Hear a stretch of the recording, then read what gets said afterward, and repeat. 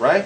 And when it comes to like Pesach, when you do your own, for Maror Charosis, my nephews will back me up because they watch the show. I won't eat it. Like I've gone to my sister's house, like I went there like a million Pesachs in a row. Okay, and they're all like, some of them they'll rely on the romaine lettuce. I won't eat it. I eat endives, Belgian endives. I eat the stalks of romaine lettuce. You know what the stalks are?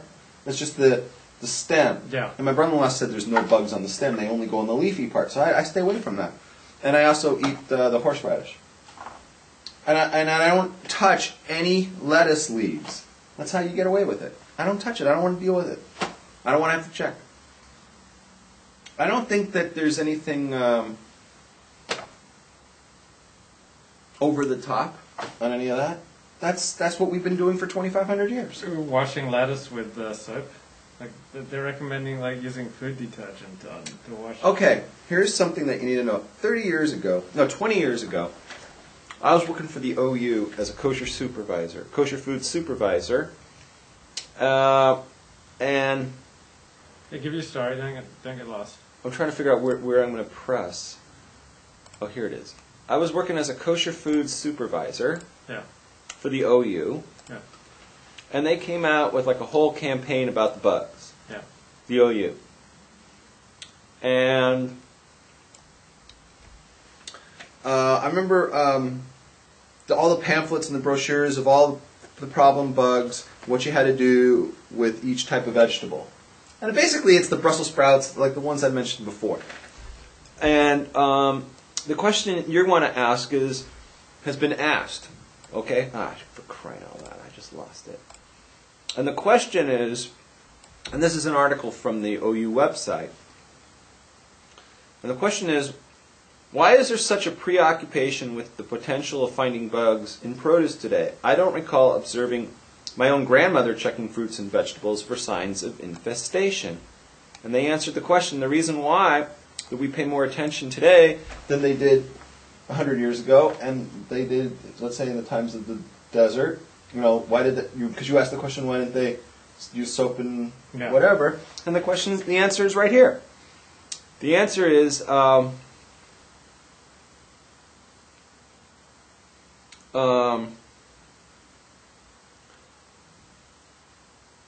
the hell did I do it? You're going to say that bugs have changed. Bugs have changed. Pesticides. Exactly. But I can't find it. That's the point you're going to make. Yeah. Oh, you already read it? I'm familiar with that argument. Yeah, it has to do with bugs have changed. Bugs have changed, and also for crying out loud, I had it. I looked. That's the argument. You don't need to look. Okay, the bugs have changed because of pesticides, and they've grown immune to them over time.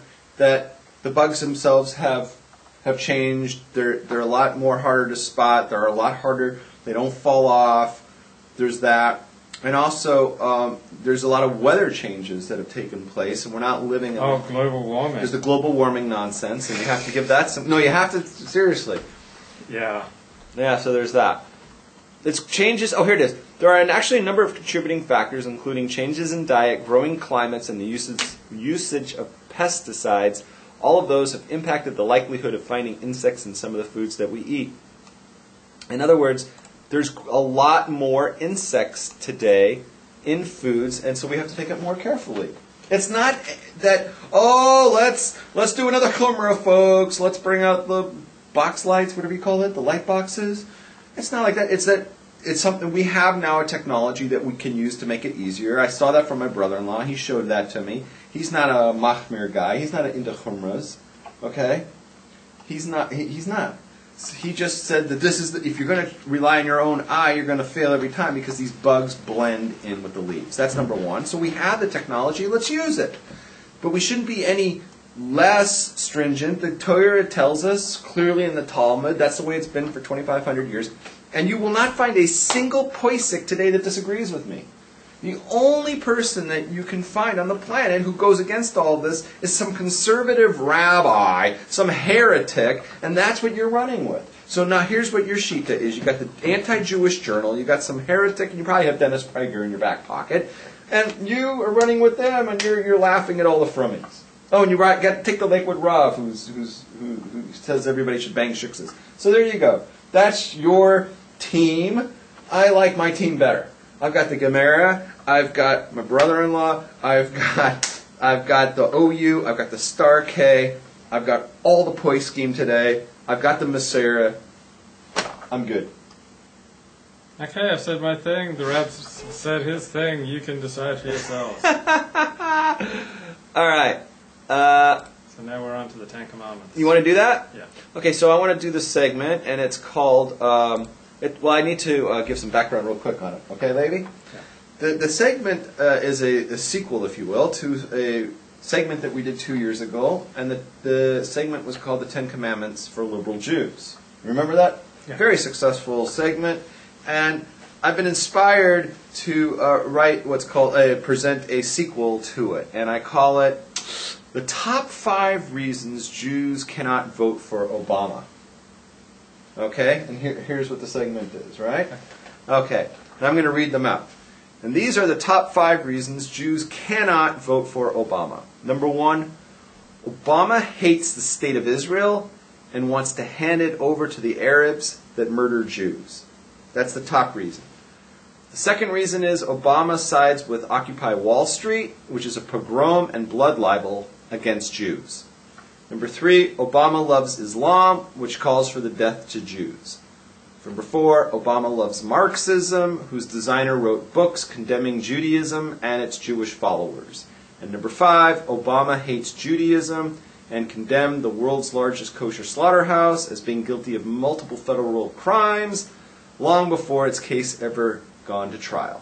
So those are the top 5 reasons that Jews cannot vote for Obama. Okay, that's the setup. That's the premise. Everybody needs to understand those are the reasons why we cannot vote for Obama. Now, I'm going to present to you the top 5 reasons liberal Jews will nevertheless still vote for Obama. All right? And here we go, Levi. Are you ready? Number 1, Obama is black. Right? Yeah? Number 2, Obama is a Democrat. Number 3, Obama is black. Number 4, Obama is hot looking. And number 5, drumroll, Levi. Da-da-da-da. Did I mention Obama is black? And those are the top 5 reasons that liberal Jews will nevertheless still vote for Obama. Now you're saying to me, but how can they do that in the face of those terrible things that I presented as the 5 reasons that Jews can't vote for Obama?